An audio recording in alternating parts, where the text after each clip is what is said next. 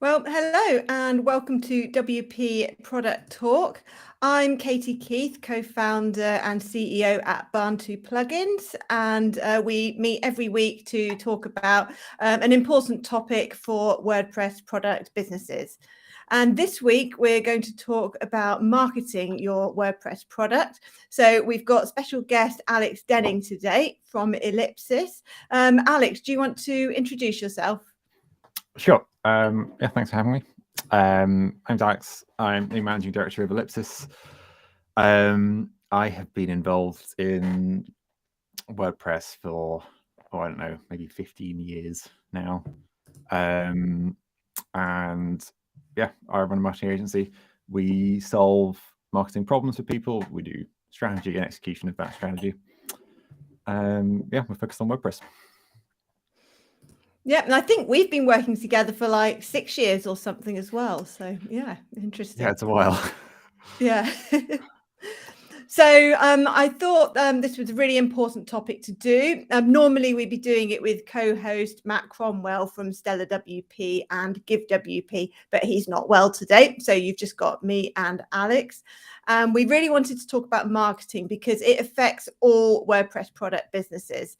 And we've got some particular topics with marketing to talk about, but feel free to leave a comment, whether it's on the WP Product Talk hashtag on Twitter or just on the YouTube comments, and we'll see that and be able to reply. So first of all, we'll talk about why we think it's such an important topic to discuss, which I've already touched on. But I just want to add to that. I think lots of WordPress plugin creators are developers or lack marketing expertise. So it's often a topic that everybody knows it's important, but they kind of don't know how or often don't really want to spend the time on it. So that's what we want to do this episode to help with. Alex, why do you think it's such an important topic? I was wondering how to answer this without being flippant. You know, like historically, I think in WordPress, you know, like 10 years ago, you make a great product and people will find it organically, and like the WordPress project has like mechanisms for you to do that. And the main thing you have to do as a product maker is to like make your thing. That hasn't been the case for a while. It's increasingly, like extremely no longer the case. Making a great product is an excellent start, but if you want to sell it, you need to tell people about it, and that means sales and marketing. Absolutely. And I've seen and know so many developers, they create an amazing product and that's what they're interested in. That's what they want to do, their skill set. And then they may not take it to the next stage. And you cannot do that without marketing, can you? It's almost, I'm sure it's happened, but it's barely possible to make your product a success without some kind of marketing. And yet a lot of developers particularly get a mental block, don't they? And they just don't know what to do and don't really enjoy it either. Yeah. Yeah. And the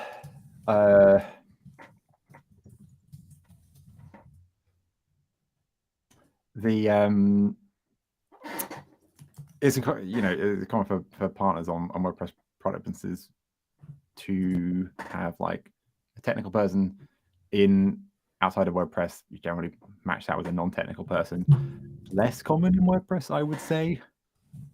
And yeah, that creates an issue. Are we realizing we're not live? I don't know, because it says it's live. Because we're at a different link. Restream. It says live to YouTube at the top. It's got all Matt's links.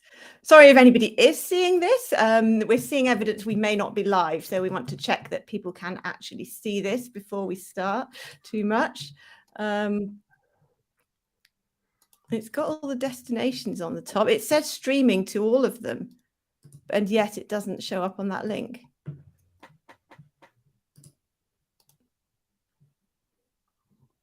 Yeah, it says upcoming. And it is the time, so it should have just done it. Yeah, it says it's streaming to all of them. Normally there's some people saying hello and things as well, which is a clue. Right. So maybe we're not. Very awkward if we are. Yeah, everyone will see. It says it's streaming to Matt's YouTube. It might be streaming to the different YouTube. Righto. Right. Okay. Let's see if I can add a destination. So if anyone's, I don't know. Oh yeah, we're live on Matt's Matt's YouTube. Great. So he hadn't. Oh, so Ross M says we're live. Right. Where are we live though? We're live we here. need Ross M to tell us. Right. Just trying to allow it to the correct one. Channel already added.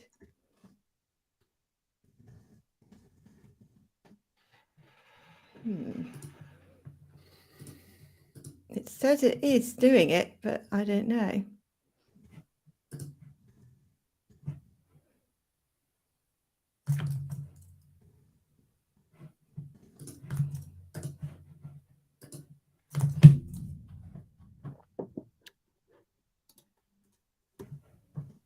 Yeah, I don't think we're right on the right YouTube. I think that is the problem. So for some reason we have people on Matt's YouTube and not ours.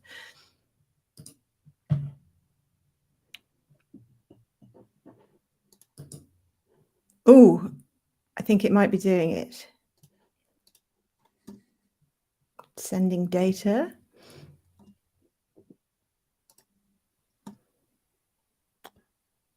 I assume we just want to start again. Probably. Right. I think we might be live now. Let us go. It says it's not, but it should be. When I refresh the page.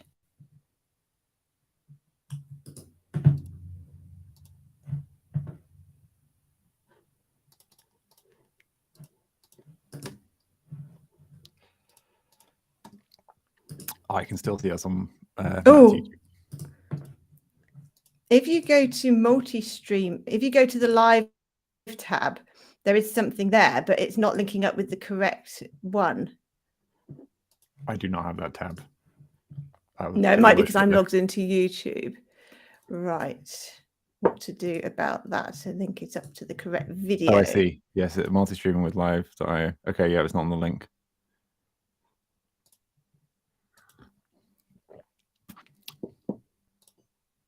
Well, we could just do it and then put it on later. Sure. Because it won't be live then. But yeah, we're definitely streaming to the correct channel now, as well as to Matt's channel. Right. Just looking what the options are. Yeah, there's just putting it on the live tab, I think.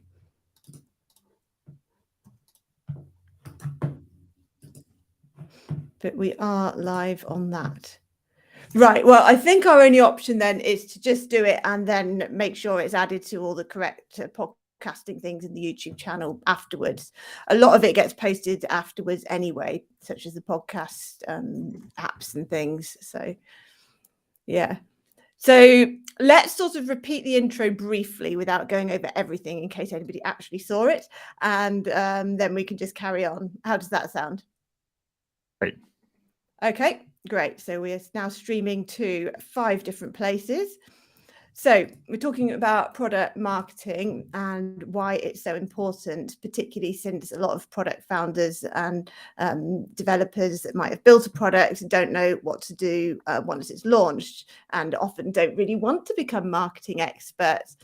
So let's talk about the sort of, if you're in that position, then what do you think is the best thing to do? You don't want to become a marketing expert, but you need to do certain things to get your product out there. What is the key? What one thing would you do to get your product out to the world? I mean, unhelpfully, it depends. If you fundamentally, if you're going freemium, then you have got options to promote it on WordPress.org. That could be interesting. If you're going paid only, then like getting your first customers is hard. And you need to think really deeply about like product market fit and what problems you're solving and how you're going to find those first, say, 10 customers.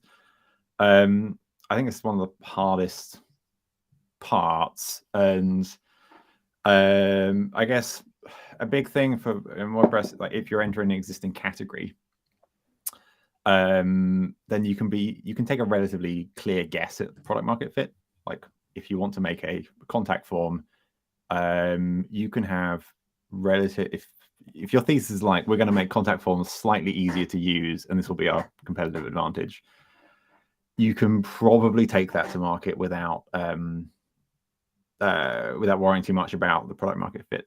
But if you're doing, I don't know, a contact form and the USP is that I don't know, something more like slightly experimental or out there, then you need to worry as much about product market fit as you do about getting those first 10 customers and the product feedback.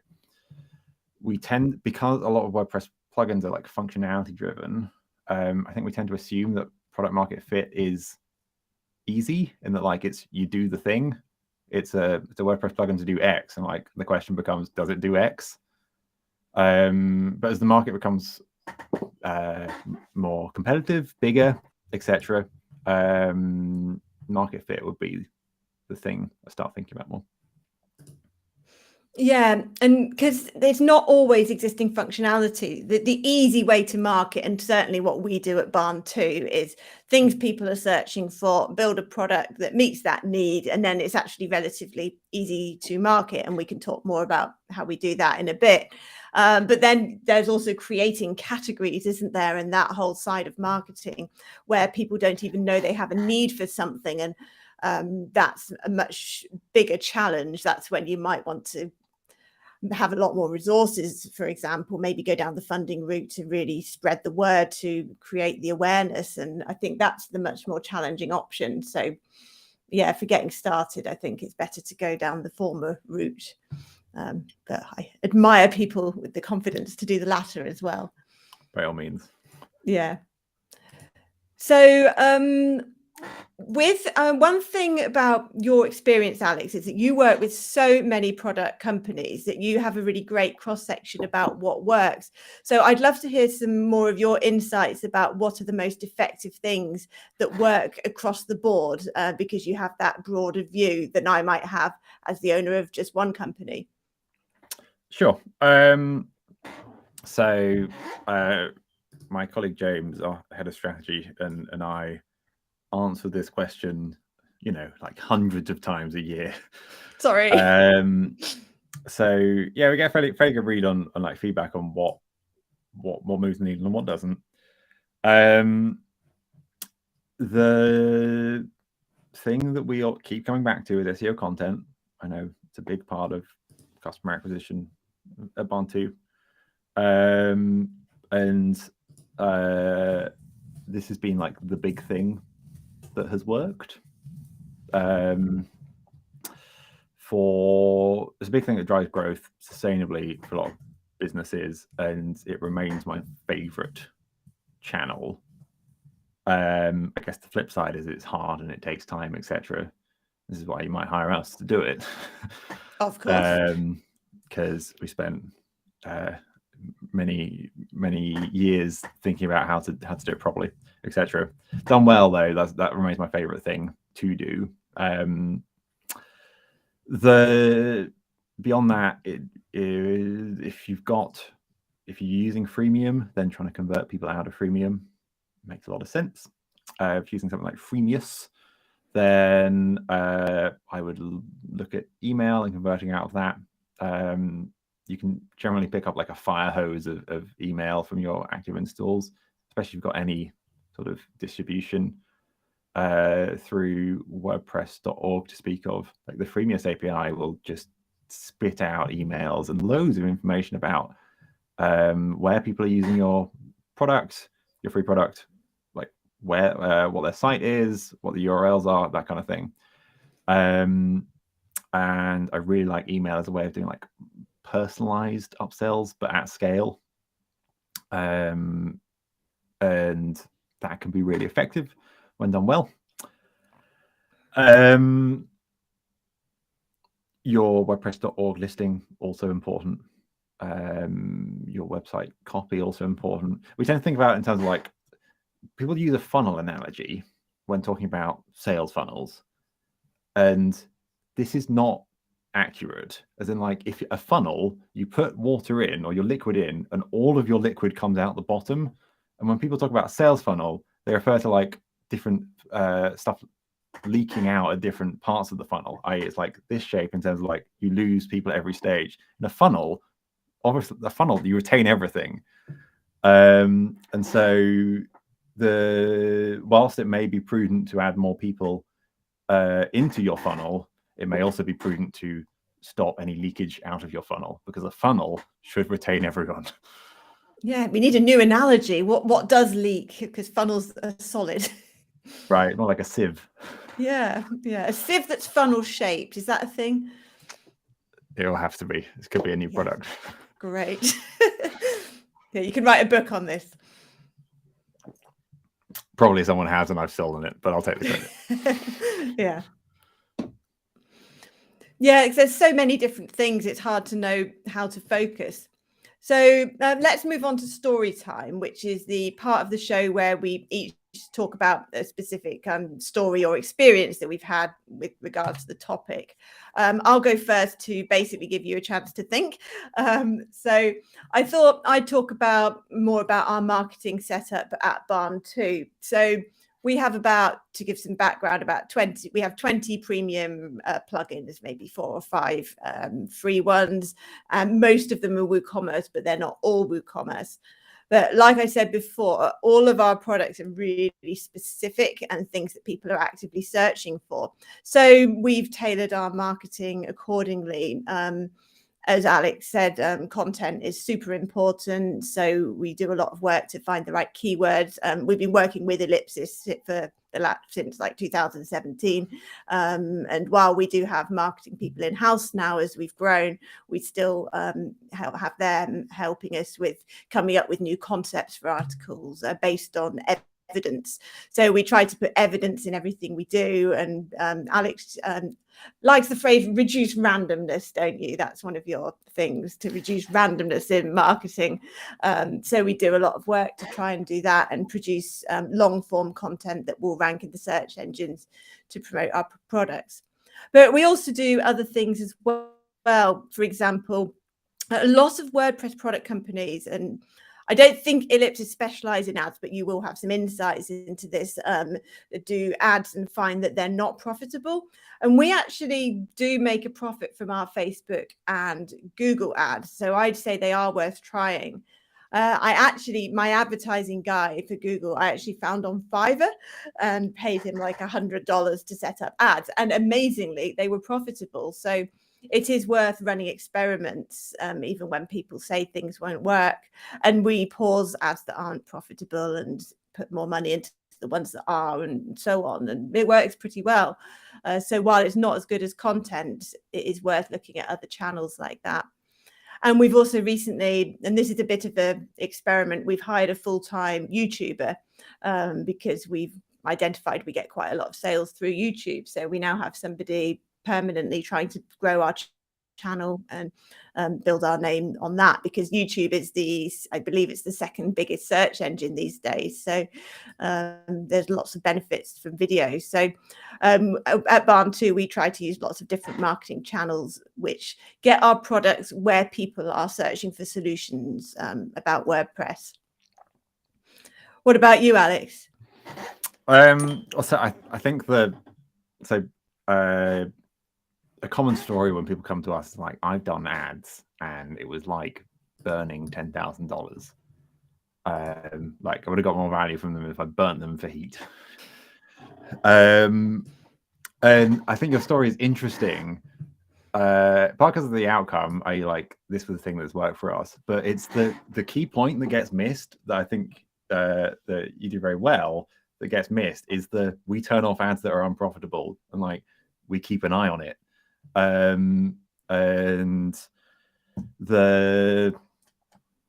you go to Facebook with $100 and you ask them for $100 worth of clicks, Facebook will spend your money happily. Facebook's like broadly incentivized to get you the kind of thing you want, i.e. sales, so you keep coming back. So like conversion tracking is relatively easy in order to do that. But it's that we keep track of it and then we adapt to what works and doesn't work is the key thing. And as you're expanding to new marketing channels, I mean, if you've got one marketing channel that works, you have a business and we're good to go. One is fine, two is better. But again, like thinking about our funnel analogy, there's a point at which you should try and push more volume through the thing that's working. And there's a point at which you should try and add more things that work. And generally, the answer I like is find the thing that works. Once you've got one thing that works, go with that. And then take it from there. Like from I guess from Ellipsis' marketing point of view, we do thought leadership content, and that is it. From our our own marketing activities, we share a lot of expertise. We produce research and we do a monthly newsletter, and that is all that we do. We haven't found the need to do anything else. Rather, we do, if we want to, we'll ramp up more of the thing that works rather than like trying to find more and more things that could work. Do you mean in terms of Ellipsis' marketing for your services? Yeah. We just have one marketing channel, and I'm totally fine with that. I'd say your main marketing channel is word of mouth, though, probably. Oh, well, that's an interesting question. Obviously, we deal in like higher value B2B sales than a plugin business. So like word of mouth probably only gets you so far for a product business. Can be incredibly effective, but obviously like 100 clients for us as an agency is a lot of clients. 100 product sales is nice, but isn't going to sustain the whole business, etc.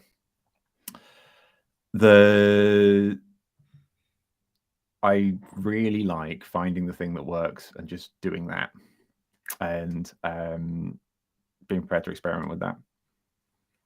And that fits in with the whole 80-20 rule philosophy, that you will find that the thing that you spend often 80% of your time on, or vice versa. I've forgotten how to describe it now. And you get 20% of you need to find out what gets 80% of the results and focus on that, rather than letting your time be spent on all the small things that are just distractions. And with Ellipsis, it's because I've sort of come across as a service company, but actually you're partly a product company as well, because of the way you learn and productize. And last week we were speaking with Andrew about AI and all of that, and you've built custom AIs and things, haven't you, to assist companies with their marketing? Yes. Falcon AI is our product that we use to increase the effectiveness of SEO content. We've been working on Falcon for a couple of years, and we predict if a piece of content is going to succeed before the content gets created. And this is like wildly powerful in a world where you're creating content like the normal way. You might find a target keyword for your piece of content. I don't know, say we're targeting like how to do something with their contact form. Find a target keyword. You're going to create that content. Maybe you ship it out to a freelancer, and you get like one go at making that work. You do the draft, you have the edits, you publish it, and that's like one version of that. either that piece of content works and you get a ranking, maybe it ranks, I don't know, after 6 months, it ranks number 5, and we're all very happy with that. Maybe at that point we do an update and we get it up to ranking number 2. Sounds great. Maybe we do a third update 6 months after that and it ranks number 1, and we've finally made it to the top. In that best case scenario, which is extremely unlikely to start with, what generally happens is that you publish your content once and then you forget about it, or it doesn't perform, and so we never look at the analytics again.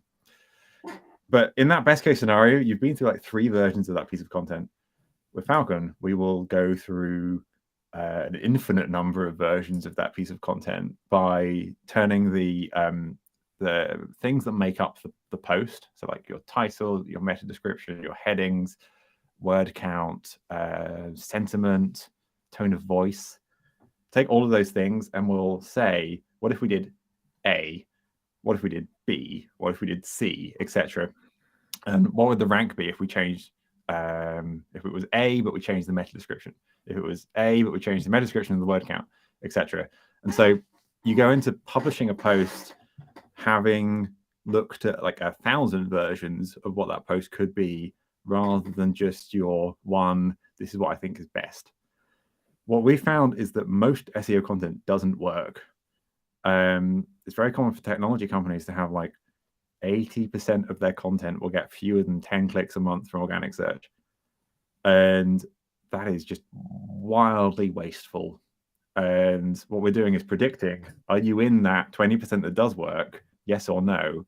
If yes, let's do it. If no, let's not do it. And this is how SEO is winner takes all. And so we're predicting if you're going to win or not. And then we can happily make our clients the winners. Yeah, and then it's worth investing in because you have some more probability that it's going to work as well. A couple of years ago, we had a consultant give us some business advice generally. And one thing that he said was that all businesses should spend 15% of revenue on marketing. And he identified at the time that we were spending less than that. Do you have any rules of thumb or anything like that about how much a product company should be putting in marketing? No. No. Just what you can afford will have results. Look, it depends what your goals are. And on like a fairly mature bootstrap business that is profitable, I don't know, 5 years in, that sounds perfectly reasonable. But it's a sliding scale, and that number might go up or down depending what your other priorities are and what your goals are from the business. It's a how long is a piece of string. That's true. Yeah. And I think the most important thing is to do something, anything, just get the word out there. If you haven't got a budget, write something about your product at least. And people generally don't have budgets when we're talking like WordPress products. And that's fine. Like, we don't have a marketing budget, and we commit to like XYZ activities, and they're important to us and we get them done. This is reminding me, I need to write press marketing for next Tuesday. You can subscribe at getellipsis.com. But I know that every Tuesday we send our press marketing email, and that for you, that might be that, I don't know, every Friday you put out your blog post and you're committed to this. Like, generally there's no, when like a founder-led business like that is under, I don't know, $2 million a year in annual revenue, like, you probably don't have a budget, and that's fine. You probably know how much you're spending, and that's also fine. But I wouldn't worry too much about like, are we spending enough? It's about what's important for you and your business, and what are you trying to do, how much you're trying to grow, and what's your appetite for risk to get there or not get there. Yeah, I think rather than knowing the total budget, it's important to track the return on investment of each thing that you're spending. So, for example, I don't budget specifically for the Facebook and Google ads, but and it's quite scary to see the money come out because it comes out quite a lot. I keep getting messages from the bank, another $700 gone on Facebook ads. But the point is that we track that every month, and as we talked about earlier, pause ones that aren't working, keep iterating the imagery and improving. And it doesn't matter what you're spending if you can track that it's bringing in more sales than it's costing. And that's the key. Whereas if you don't have that information, then the money could be just draining away. Indeed. And like financial analytics are often very poor in WordPress. One of the things that we did, I don't know if we can put this in some sort of show notes, was we shared the financial model that we created for our clients to get a better, we engaged a Google Sheets expert to make something that would turn Easy Digital Downloads data into nice charts showing you what your revenue growth was. What that's a challenge. Well, indeed, like so, but we did that partly because people didn't know like how much of their revenue was recurring versus new sales, like what their growth was of new sales. If you're just tracking like the numbers out of at the bank account each month, you might have no idea if like actually our new sales are going down, but our revenue is going up because of recurring revenue, the renewals kicking in, and that might be worrying or quite satisfying for the state of your business. But it's common not to know those things, and knowing those things, making that extremely convenient for yourself to know these things, like whatever like automated Slack notification you want to set up on Monday morning, ping you about like, here is what our sales last week were. Here's the proportion that were recurring. Here's the proportion that were new. Whatever it is you want. Here's how it broke down across our products. The more literacy and the easier you can make it. You said, well, for you, that might be like, I get a text every time the bank tries to spend more money on Facebook ads. It's just a reminder. The more convenient you can make it for yourself, the easier you make it to act on that data. Yeah, and a real life example of that is that your colleague James identified through this sort of analysis on our sales that our revenue is going up because our new sales was, but actually our renewals have been going down for like a year.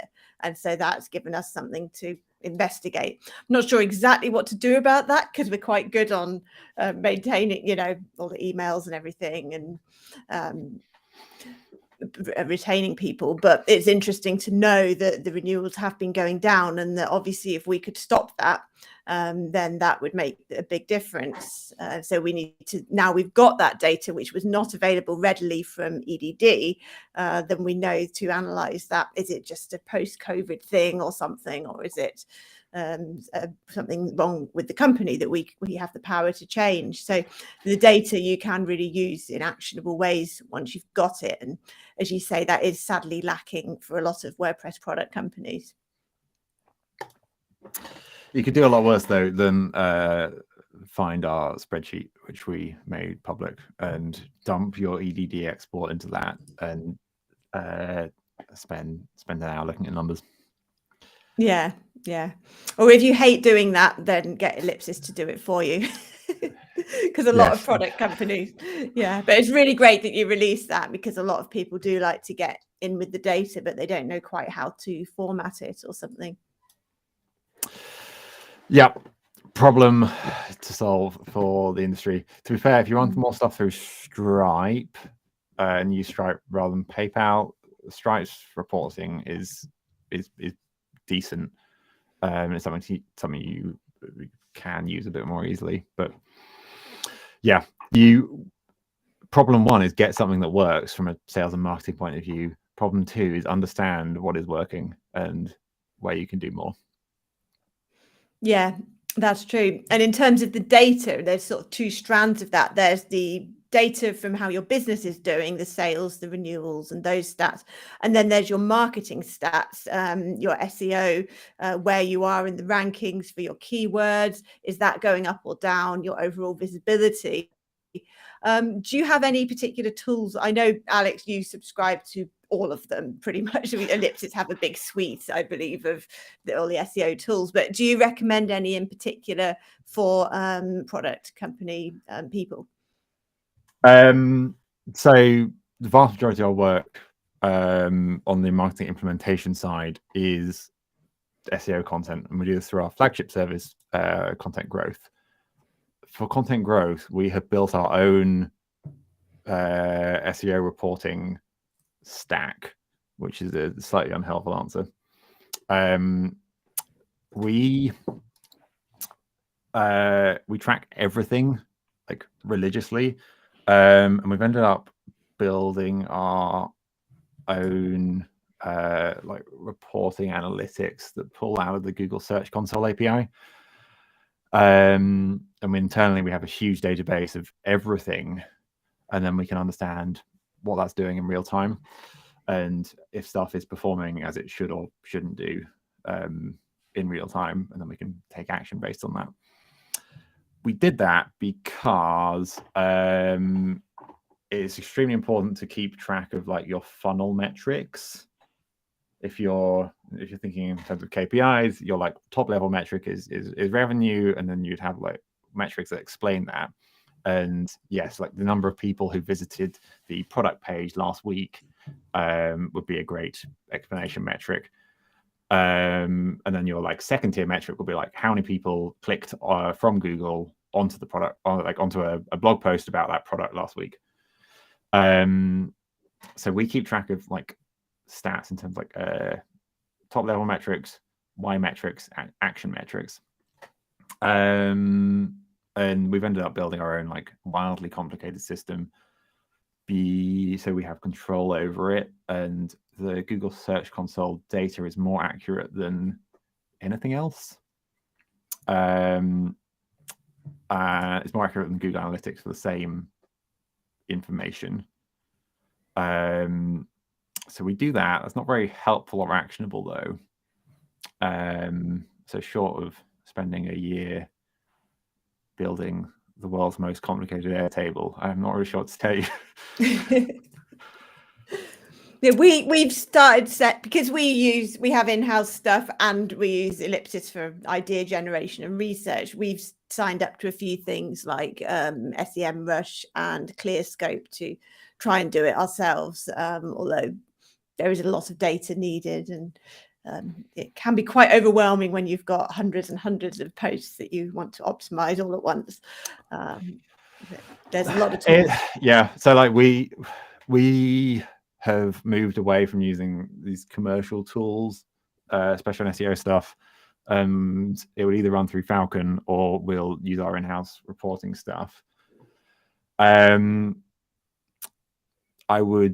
A simple version of what we do is like probably a great idea. What's important for us is to be able to understand how everything is doing now and whether that meets expectations or not. And if not, then what are we doing about it? That's one half of it. Once you get to producing a lot of content, though, you also have to worry a lot about production.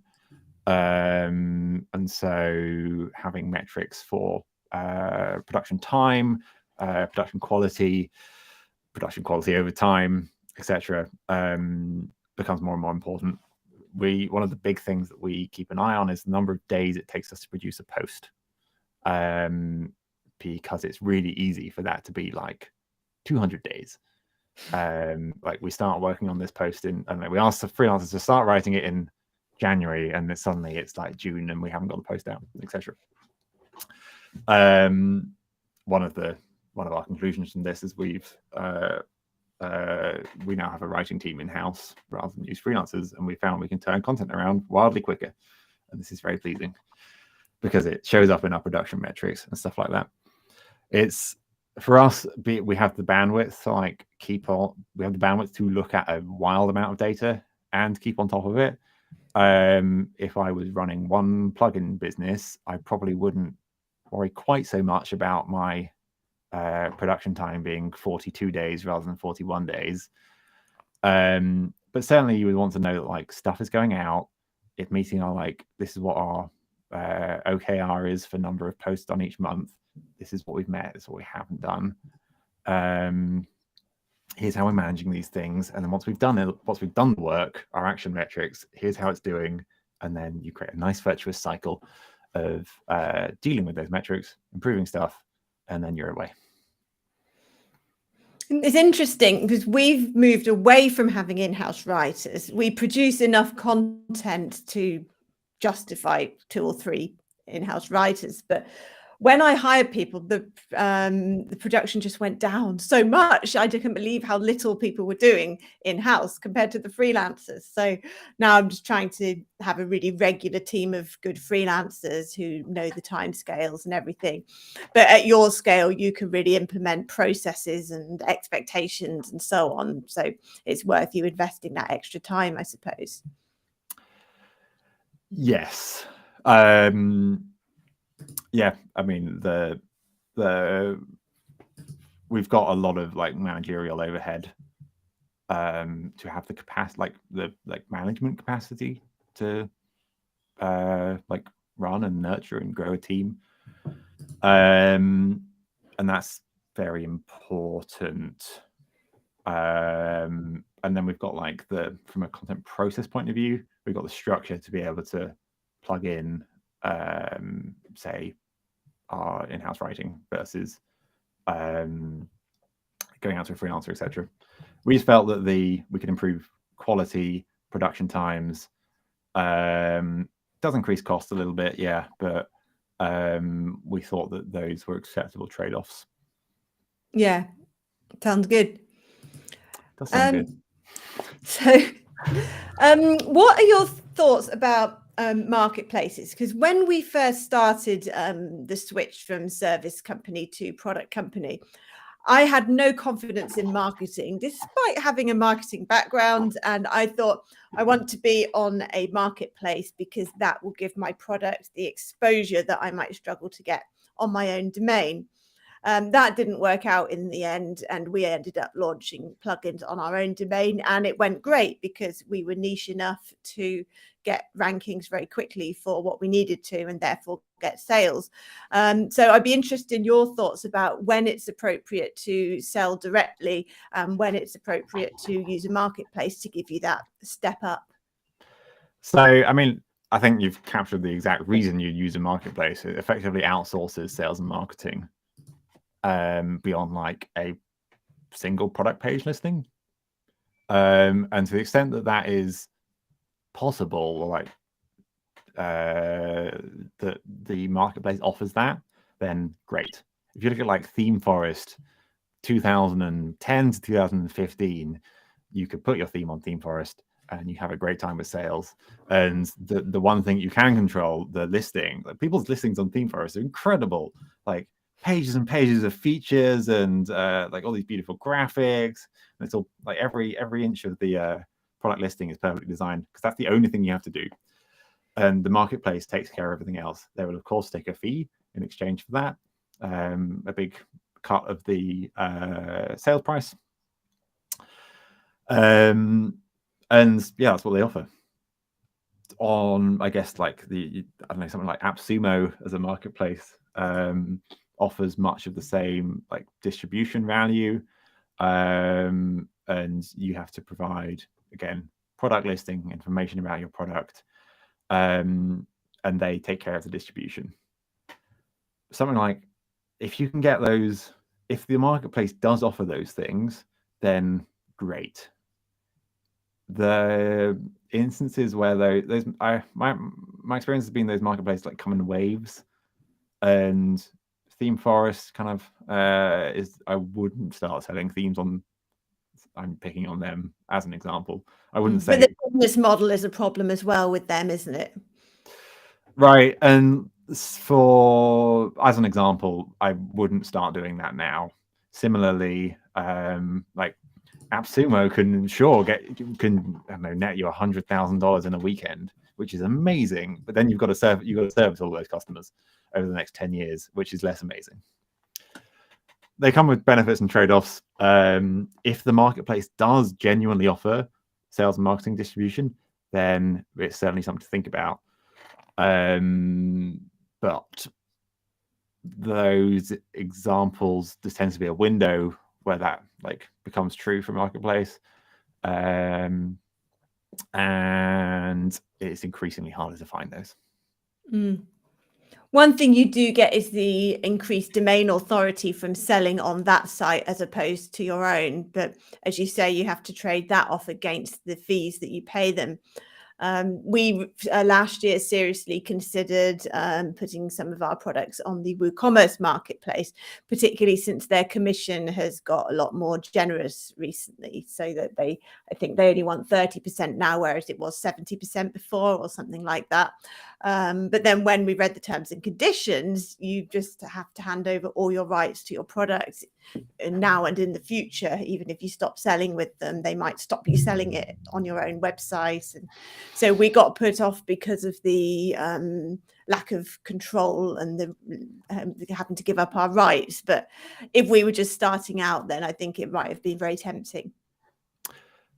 Yeah, we did a talk about our high quality thought leadership. We did some interesting research about who's winning on the WooCommerce marketplace last year, and perhaps we put a link in the show notes. We looked at who was making sales, and the answer is that the vast majority of sales were going to a small number of vendors. The 3 vendors made up 3/4 of the sales from our estimations. Based on those numbers are likely a bit wrong, but they're probably ballpark about right. And yeah, like we were asked the question, can new listings get traction? And we plotted a histogram of quantity of revenue in that range versus the different ranges. Like how many plugins have made $0 to $1,000, how many have made $1,000 to $10,000, etc., etc. And most were grouped at the low end. Yeah, like we estimate that most your average product on WooCommerce marketplace is doing under $50,000 a year.